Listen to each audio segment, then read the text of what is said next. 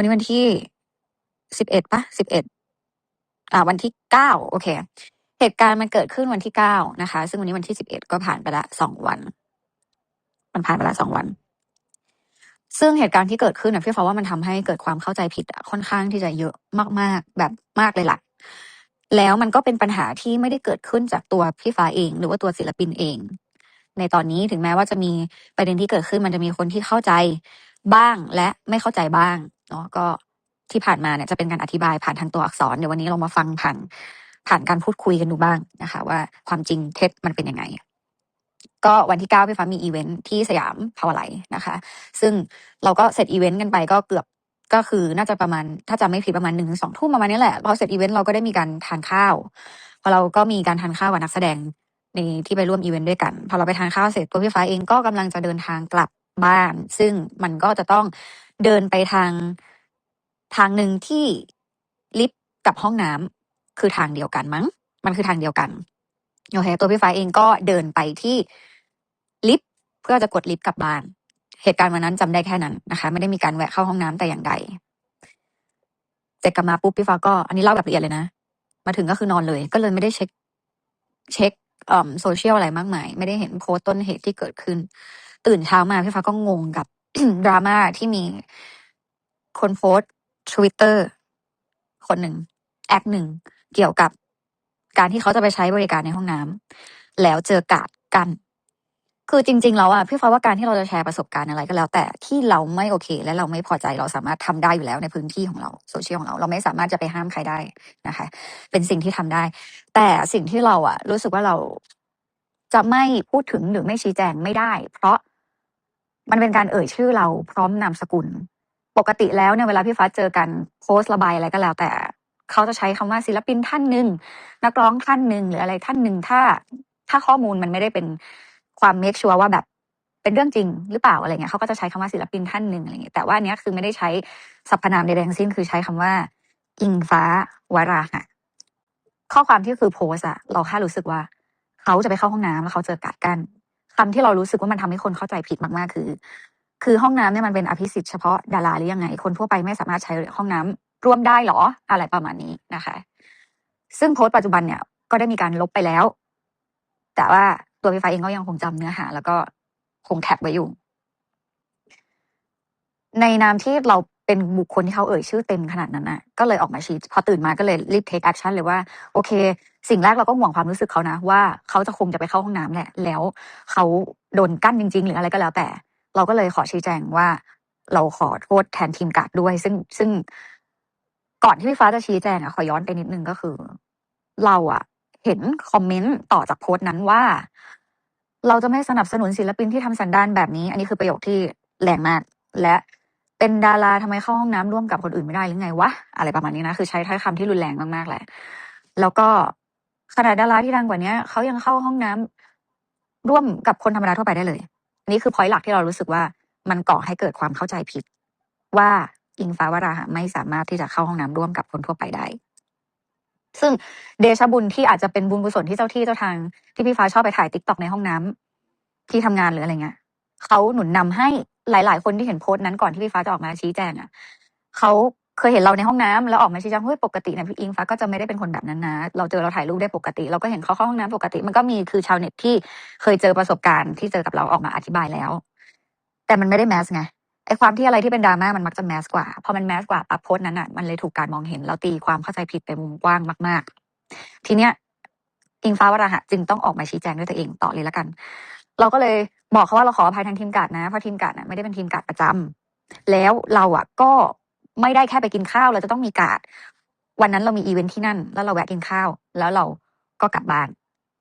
อันนี้คือพอยต์แรกที่เข้าใจผิดนะเพราะคนเข้าใจว่าแค่อิงฟ้าไปกินข้าวเนี่ยต้องมีการ์ดด้วยหรือไงเวอร์ไปไหมเราเลยมาอธิบายก่อนว่าวันนั้นเรามีอีเวนต์แล้วเราไปกินข้าวเราเลยมีการ์ด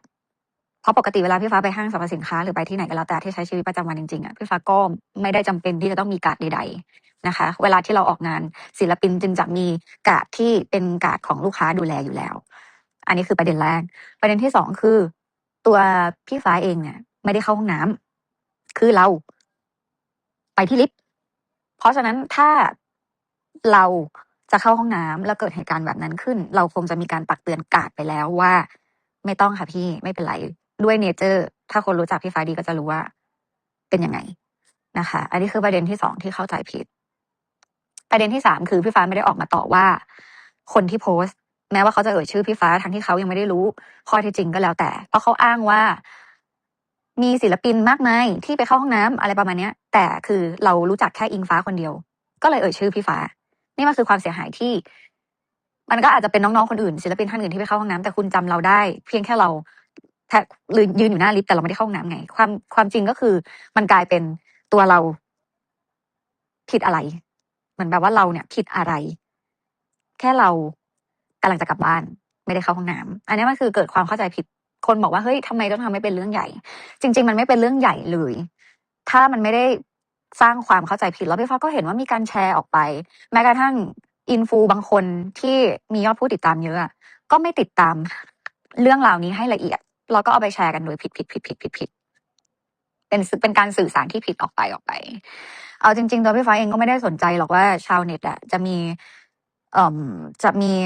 ความชื่นชอบเราหรือไม่ชื่นชอบเรา แต่อย่างน้อยอะคือคุณก็ต้องรู้ความจริงว่าเหตุการณ์มันเกิดขึ้นยังไง1 2 3 4นะคะ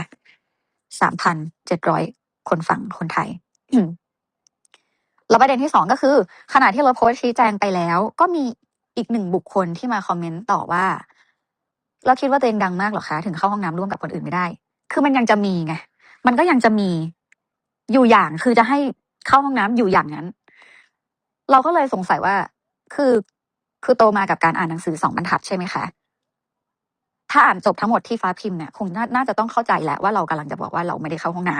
ำก็ยังจะให้เข้าอยู่อย่างนั้นนะคะ เราก็เลยตอบกลับไปแบบนั้นว่า โตมากับการอ่านหนังสือ2 บรรทัดใช่ไหมคะ ไม่เป็นไรฝึกเรื่อยๆ ลองฝึกจากโพสต์พี่ฟ้าดูก็ได้นะ หมายถึงว่าความหมายที่พี่ฟ้าจะสื่ออ่านดู จะได้เข้าใจในการสื่อสารมากขึ้น มันก็มีคนไปบิดสารก็คือ เอาคอมเมนต์พี่ฟ้าเนี้ยไปประติดประต่อกับโพสต์อื่นๆทำให้คนมองว่าเราเนี่ย มีการตอบกลับที่ไม่น่ารักกับบุคคลนั้น ซึ่งเราก็รู้สึกว่าเฮ้ยเดี๋ยวก่อนพี่ฟังก่อนพี่อย่างเงี้ย คือชาวเน็ตบางคนก็รีบคือเขาก็อ่านเท่าที่เขาเห็นนะมันก็เกิดทำให้การเข้าใจผิดอะ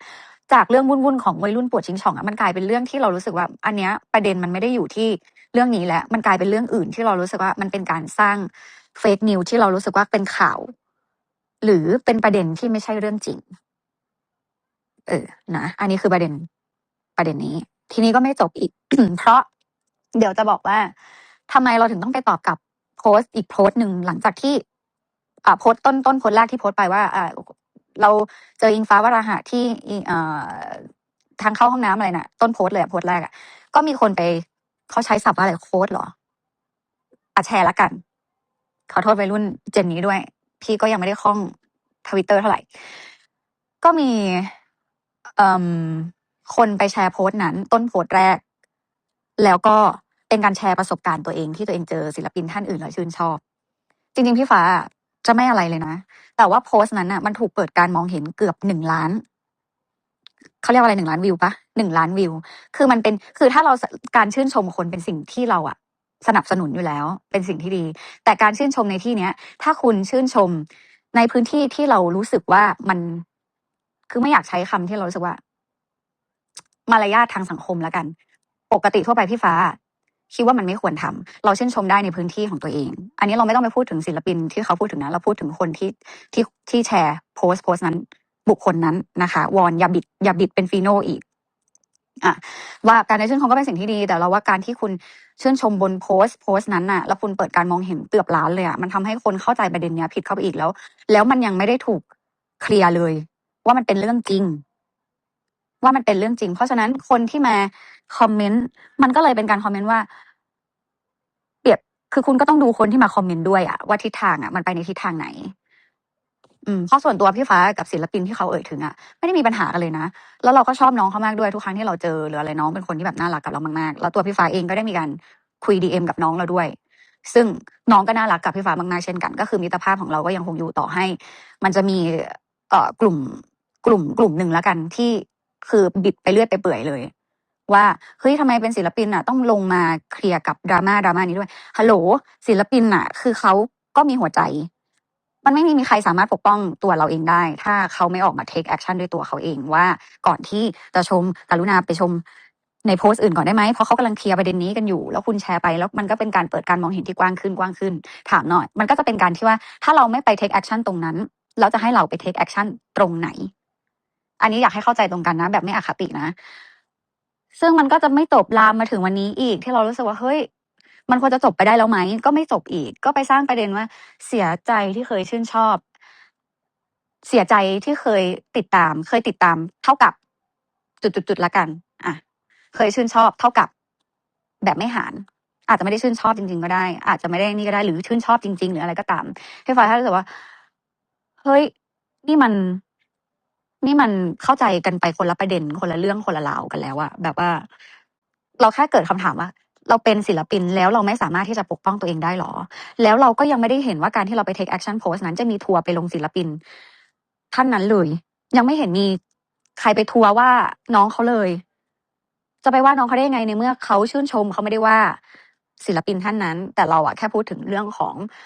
มารยาทในการที่คุณจะแชร์โพสต์อะไรมันคงจะต้องเป็นประสบการณ์ในการใช้โซเชียลแบบมีสติให้มากขึ้นอันนี้เราแค่เราไม่ได้ติดเฟียสหรือเราไม่ได้ติดเก๋ติดเป็นอะไรนะอย่างที่เขาบอกว่าอยากจะเฟียสคือเราไม่ได้อยากจะเฟียสนะแต่เรากำลังมีประเด็นปัญหาเรื่องนี้อยู่แล้วมันไม่ถูกที่ถูกทางเท่านั้นเองแล้วเราก็ต้องมาอธิบายแล้วพี่ฟ้าว่าพี่ฟ้าก็ไม่ได้ใช้คำหยาบสักกะคำเราใช้เหตุผล1 2 3 4เรียงเลยว่าทำไมเราถึงพิมพ์แบบนี้อันนี้พอหวังว่าพอจะเข้าใจกันนะซึ่งมันก็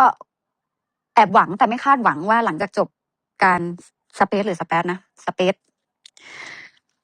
นะน้ำส้มหลังจากจบการสเปซไปแล้วเนี่ยจะเข้าใจกันมากขึ้นแล้วไม่ตีโพยตีพายไปเรื่องอื่น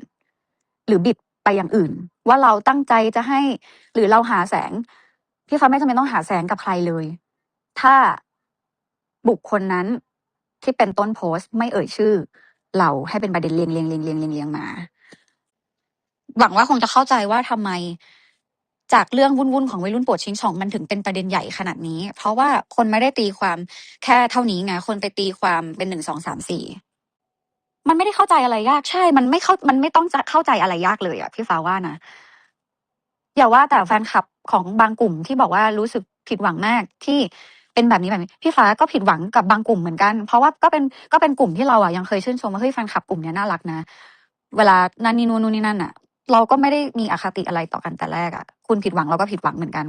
คุณแสดงความคิดเห็นได้เราก็แสดงความคิดเห็นได้เช่นเดียวกันอันเนี้ยคือสิทธิขั้นพื้นฐานของมนุษย์ที่ต้องเข้าใจให้ตรงกัน